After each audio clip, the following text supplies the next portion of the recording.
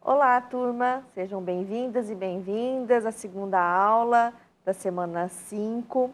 É um prazer estar com vocês novamente, agora para discutir o PPP e a apropriação tecnológica pela comunidade escolar, reconhecendo aí o papel da docência nesse contexto.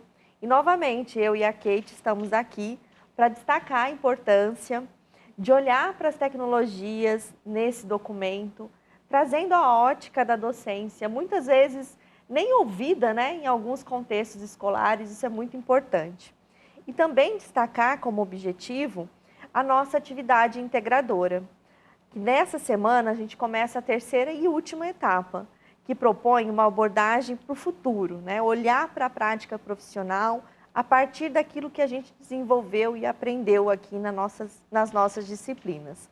O que e como as reflexões apresentadas podem colaborar para o desenvolvimento de um perfil profissional que pode aí trazer para um plano da ação aspectos da inovação no contexto da educação digital. Então é um prazer estar com a Kate aqui de novo.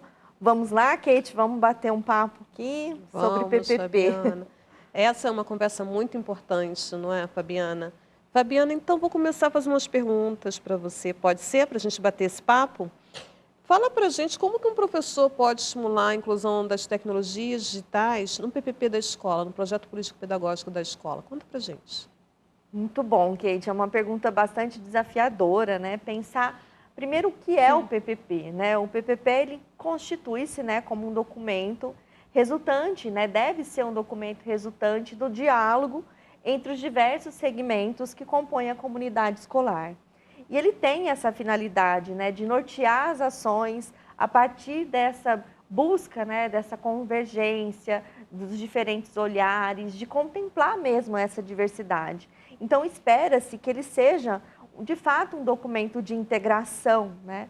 E pensando em integração, as tecnologias deveriam estar presentes. Então, como pensar a prática de vocês, docentes? Como pensar as práticas integradas nesse contexto? E aí as tecnologias deveriam estar contempladas nessas ações. Então, a gente tem que reconhecer que não é simplesmente a presença das tecnologias na escola que deve ser a garantia de uma qualidade, de uma melhoria desse PPP. Mas é inegável que o reconhecimento dessa necessidade de se pensar as tecnologias e as integrações passa pela prática do professor.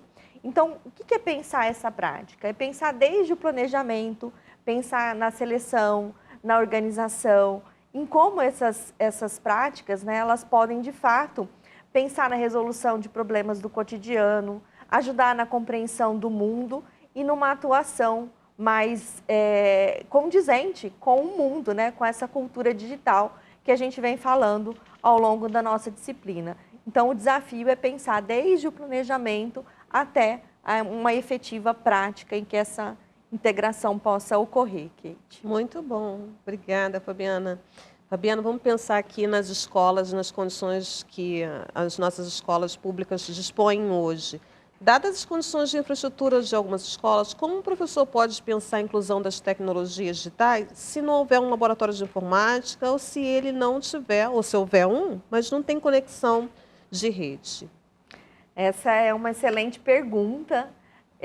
A gente brinca, né, aquelas perguntas de $1 milhão, porque realmente é muito difícil, é muito desafiador.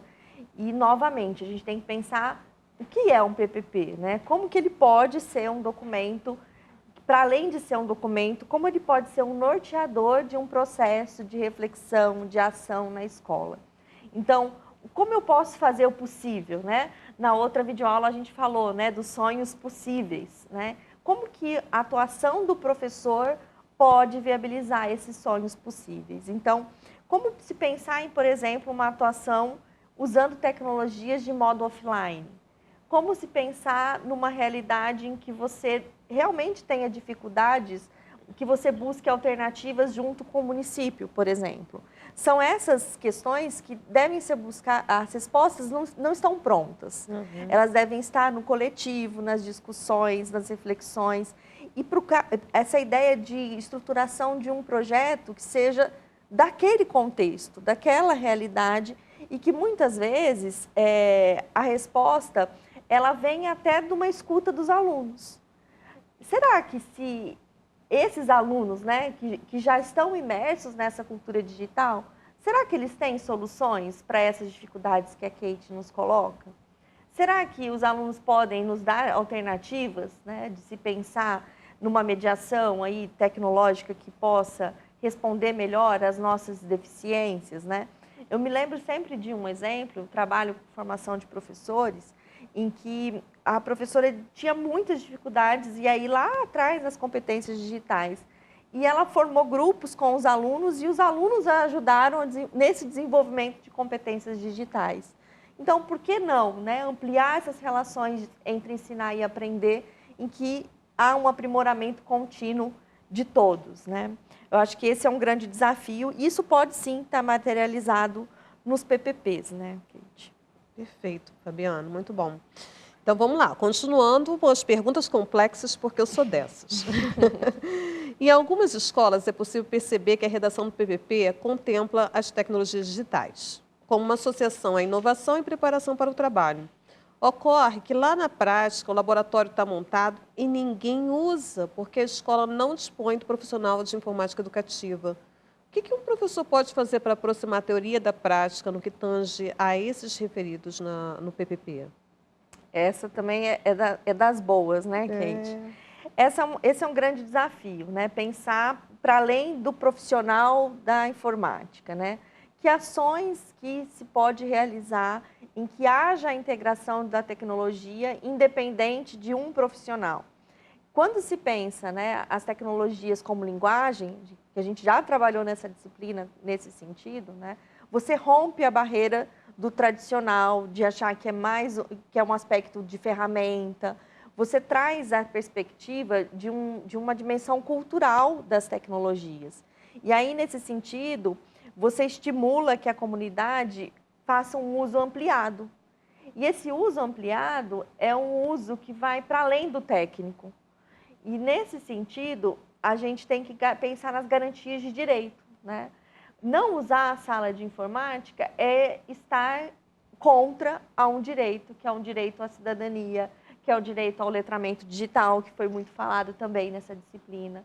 Então, pensar para além, né, dessas questões que parecem pontuais é muito importante, e a gente pode encontrar respaldo aí no PPP, porque o PPP ele traz esses princípios norteadores, nesses princípios que são orientadores de uma ação que faz uma organização pedagógica que vai qualificar todo esse processo, que é um processo que ou ele caminha nesse sentido da emancipação, né, de algo que vai além, ou ele pode ser um documento que vai cercear. Então, a gente tem que pensar para que lado a gente quer ir, né? Para que lado que nós estamos aqui para pensar e trabalhar juntos, né?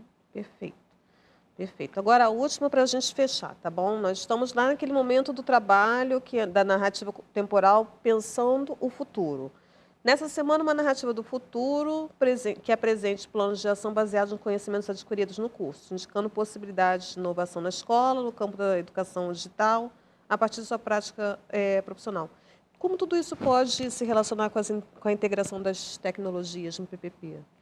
Essa foi uma preocupação, né, que a gente teve quando pensou a narrativa do futuro, porque projetar o futuro também contempla esse olhar para aquilo que acontece na realidade. Então, se o PPP for realmente algo vivo, que é o que a gente pressupõe e defende, pensar esse planejamento pressupõe essa articulação. Então, o nosso estímulo é que os grupos tragam essa reflexão. Como é essa relação nas escolas de vocês? Como acontece essa aproximação, né? Então, é importante que o grupo converse, que o grupo reflita sobre essa aproximação, para que as narrativas possam trazer esse elemento do futuro. Será que é possível uma revisão de PPP? Será que é possível pensar, trazer essas expectativas, né? Porque nesse momento da narrativa a gente está pensando no futuro, e planejar o futuro também é possível, né? Pensar em revisões de PPP como algo plausível, né? Então, essa é um pouco das nossas expectativas que a gente espera que vocês se sintam motivados aí a trabalhar ao longo dessa semana.